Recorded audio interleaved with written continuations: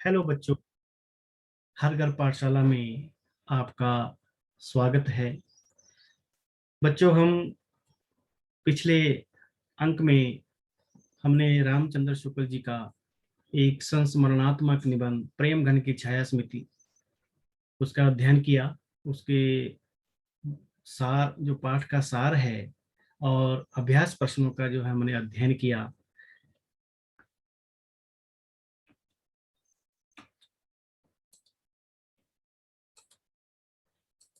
मैं शंकर देव शर्मा, प्रवक्ता हिंदी, राजकीय वरिष्ठ माध्यमिक पाठशाला लोहरघाट, आज इसी कड़ी में आगे इसी पाठ पर आधारित कुछ महत्वपूर्ण गद्यांशों की सप्रसंग व्याख्या लेकर उपस्थित हुआ हूँ।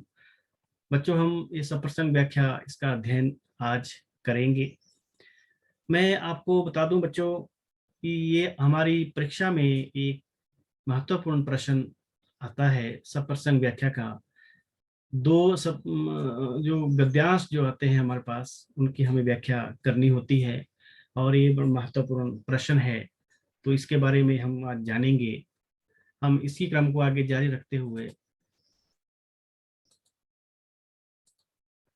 प्रेम घन की छाया स्मृति, जिसके रचयिता आचार्य रामचंद्र शुक्ल जी हैं, महत्वपूर्ण गद्यांशों की व्याख्या शुरू करते हैं। बच्चों बच्चों यहाँ पर मैंने ये जो गद्यांश है, इसके शुरू के शब्द और उस गद्यांश के अंतिम शब्दों को दिया है। बीच में मैंने इसमें खालिस्तान डैश डैश करके छोड़ा है। ये आप अपनी जो हमारी पुस्तक है, आप इस गद्यांश को वहां से देख सकते हैं, वहां से इसको नोट कर सकते हैं। तो आगे अब इसमें जैसे कि हम काव्य खंड में भी पढ़ते हैं, हमारे पास कविता के कोई पद्यांश काव्यांश हमारे पास आते हैं। इसी प्रकार गद्य खंड में भी गद्यांश जो है वो परीक्षा में होते हैं। तो उनकी हमें पद्यांशों की तरह ही, कविता की तरह ही प्रसंग विशेष और व्याख्या इस करनी होती है। लेकिन ये कविता से, काव्यांशों से थोड़ा सा ये सरल होता है, समझना सरल होता है, इसमें ज्यादा कठिनाई नहीं होती। तो हम आगे अब शुरू करते हैं बच्चों। ये पहला जो काव्यांश है, मेरे पिताजी फारसी के अच्छे ज्ञाता डैश डैश डैश वे कभी कभी सुनाया करते थे। तो इसका प्रसंग ऐसे रहेगा। प्रस्तुत का गद्यांश हमारी पाठ्य पुस्तक अंतराभाग 2 में संकलित आचार्य रामचंद्र शुक्ल जी के संस्मरणात्मक निबंध प्रेम घन की छाया स्मृति से लिया गया है। इन पंक्तियों में लेखक आचार्य रामचंद्र शुक्ल जी भारतेंदु मंडल के कवि बद्री नारायण चौधरी प्रेम घन विषयक अपने संस्मरण अंकित करते हुए अपने पिताजी और अपने बारे में बहुत सी जानकारी देते हैं। रामचंद्र शुक्ल जी अपने पिता के साहित्य प्रेम की चर्चा करते हुए स्पष्ट करते हैं कि बचपन से ही उन्हें अपने घर में साहित्यिक वातावरण मिला। इसका प्रसंग रहेगा। अब इसकी व्याख्या व्याख्या में रामचंद्र शुक्ल जी के पिताजी फारसी के विद्वान होने के साथ साथ पुराने हिंदी कवियों को पसंद करते थे। फारसी और हिंदी के कवियों की समान भाव दर्शाने वाली पंक्तियां वे प्राय सुनाया करते थे। रात को रात को परिवार के सदस्यों को रामचरितमानस अथवा रामचंद्रिका पाठ सुनाया करते थे। उनका कविता पढ़ने का ढंग अत्यधिक मोहक था। नए कवियों में भारतेंदु जी के नाटक उन्हें बहुत पसंद थे और उन्हें पढ़कर वे कभी कभी सुनाते भी थे। इसकी व्याख्या इसमें बच्चों, जैसे हमारे पास गद्यांश है लगभग उसी प्रकार का होता है, थोड़ा सा उसमें फेरबदल की आवश्यकता होती है। अब इसका विशेष क्या रहेगा? विशेष में संस्मरण अतीत की यादों के विषय में होता है। यानी कि संस्मरण जो होता है, जो पीछे हमारे जीवन में जो स्मृतियां होती है उनके आधार पर जो है लेख जो लिखा जाता है वो संस्मरण कहते हैं। प्रस्तुत गद्यांश में शुक्ल जी अपने बचपन को याद करते हैं और पिता से मिले साहित्यिक संस्कारों की चर्चा भी करते हैं। शुक्ल जी के पिताजी साहित्य प्रेमी और हिंदी, उर्दू और फारसी के विद्वान थे, ये स्पष्ट होता है। गद्यांश की भाषा सरल बोलचाल की भाषा है। तो अगले गद्यांश की ओर चलते हैं बच्चों। अगला गद्यांश जो है, बरामदा संघन लताओं के जाल से डैश, बस यही पहली झलक थी। ये उस समय का गद्यांश है जब शुक्ल जी अपने साथियों के साथ प्रेमघन जी के घर के पास जाते हैं और उनकी पहली झलक जो उन्हें प्राप्त होती है। इसका प्रसंग, प्रस्तुत गद्यांश हमारी पाठ्य पुस्तक अंतरा भाग 2 में संकलित आचार्य रामचंद्र शुक्ल जी द्वारा रचित उनके संस्मरणात्मक निबंध प्रेमघन की छाया स्मृति से लिया गया है। ये पहले वाली पंक्तियां हैं बच्चों। प्रस्तुत संस्मरण में शुक्ल जी प्रसिद्ध कवि प्रेमघन जी के संबंधित अनेक यादों का वर्णन करते हैं। प्रेमघन जी को पहली बार अपने बालक साथियों के साथ उनके घर के बरामदे में उन्होंने देखा था।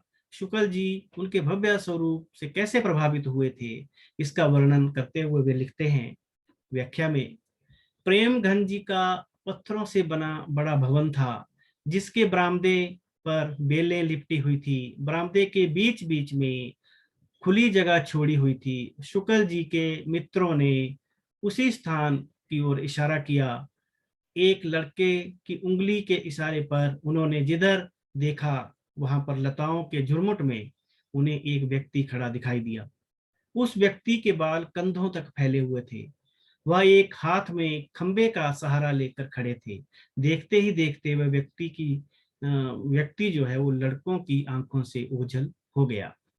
तो ये उनकी पहली झलक जो शुक्ल जी ने प्रेमघन जी की देखी थी, उसकी स्मृति यहाँ पर दी है। विशेष रहेगा बच्चों, प्रेमघन जी के रईसी बंगले का सुंदर चित्र खींचा गया है। बेलों से लिपटे बरामदे में खड़े मोहक प्रेमघन जी का आकर्षक चित्र जो है अंकित है। संगल लताओं, प्रतान तथा आवृत जैसे तत्सम शब्दों का प्रयोग हुआ है। बालक शुक्ल जी की प्रेमघन को देखने की उत्सुकता दर्शनीय है। अब अगले गद्यांश की ओर चलते हैं बच्चों। हिंदी के नए पुराने लेखकों निसंदेह लोग रख छोड़ा था। ये उस गद्यांश, ये इस गद्यांश में वो वर्णन है बच्चों, जब अपने साथियों के साथ, युवा साथियों के साथ, जो एक मोहल्ले में रहते थे जहाँ पर वकील मुख्तार जो है कचहरी के लोग रहते थे, और जो उनकी भाषा थी वो फारसी उर्दू फारसी भाषा में वो बात करते, लेकिन ये जो युवक मंडली थी ये हिंदी में बात करते थे, जिसका और निसंदेह शब्द का जो है बार बार प्रयोग करते थे। इस कारण उन लोगों ने इनका नाम जो है निसंदेह लोग रख छोड़ा था। तो प्रसंग बच्चों कुछ पंक्तियां पूर्ववत ही है। प्रस्तुत गद्यांश हमारी पाठ्य पुस्तक अंतरा भाग 2 में संकलित आचार्य रामचंद्र शुक्ल जी द्वारा रचित उनके संस्मरणात्मक निबंध प्रेमघन की छाया स्मृति से लिया गया है। प्रस्तुत संस्मरण में शुक्ल जी प्रसिद्ध कवि प्रेमघन जी के से संबंधित अनेक यादों का वर्णन करते हैं। शुक्ल जी के युवा मित्र शुद्ध हिंदी का प्रयोग करते थे। कचहरी के वकील और मुख्तार के मोहल्लों में हिंदी बोलने वाले ये लोग कुछ अजीब लगते थे, क्योंकि कचहरी के लोगों की भाषा उर्दू फारसी थी। मोहल्ले के लोगों की इस हिंदी भाषी मित्र मंडली के बारे में क्या राय थी, ये स्पष्ट करते हुए शुक्ल जी वर्णन करते हैं कि व्याख्या में शुक्ल जी लिखते हैं कि हमारी मित्र मंडली में पुराने लेखकों की चर्चा आम तौर पर हुआ करती थी। शुक्ल जी अपने को एक लेखक मानने लग गए थे। वे प्राय आम बोलचाल की हिंदी का प्रयोग करते थे, परंतु वकीलों और मुख्तारों को उनकी भाषा जो है अजीब लगती थी। ये लोग प्राय निसंदेह शब्द का प्रयोग करते थे, जो कचहरी के वकील बंधुओं को सुनने में अजीब लगता था। वकीलों आदि ने इन युवकों को निसंदेह लोग कहना शुरू कर दिया था, जो इनकी भाषा पर व्यंग्य था। तो बच्चों इसमें विशेष शुक्ल जी अपने हिंदी प्रेमी मित्रों का सुंदर चित्र जो है प्रस्तुत करते हैं। वकीलों मुख्तारों के युवकों की टोली का नाम निसंदेह लोग रख दिया था। गद्यांश की भाषा आम बोलचाल की भाषा है बच्चों। तो चलते हैं अगले गद्यांश की ओर। नौकरों के साथ उनका संवाद, खंबा टेकी खड़ी जैसे नारी मुगलाने की, ये प्रेमघन जी की जो विवेक है, उनका हास्य विनोद जो है उसके बारे में यहाँ पर चर्चा की गई। उनके दोस्तों के साथ उनका कैसी बातचीत होती थी, इस गद्यांश में ये चर्चा है बच्चों। प्रसंग है इसका, प्रस्तुत गद्यांश हमारी पाठ्य पुस्तक अंतरा भाग 2 में संकलित आचार्य रामचंद्र शुक्ल जी द्वारा रचित उनके संस्मरणात्मक निबंध प्रेम घन की छाया स्मृति से लिया गया है। प्रस्तुत संस्मरण में शुक्ल जी प्रसिद्ध कवि प्रेम घन जी के से संबंधित अनेक यादों का वर्णन करते हैं। इस गद्यांश में शुक्ल जी प्रेम घन जी के आकर्षक व्यक्तित्व का परिचय देते हुए वे वामनाचार्य गिरी नामक कविता प्रसंग भी उद्धृत करते हैं, जिन्होंने प्रेम घन जी पर एक सुंदर कविता रची थी। शुक्ल जी लिखते हैं कि प्रेम घन जी बातचीत में बहुत कुशल थे और नौकरों तक से नोक झोंक करते थे। उनकी बातचीत सुनने योग्य होती थी। यदि नौकर के हाथ से गिलास आदि छूट जाता तो तुरंत पूछने लगते, क्यों भाई, बच तो नहीं गया?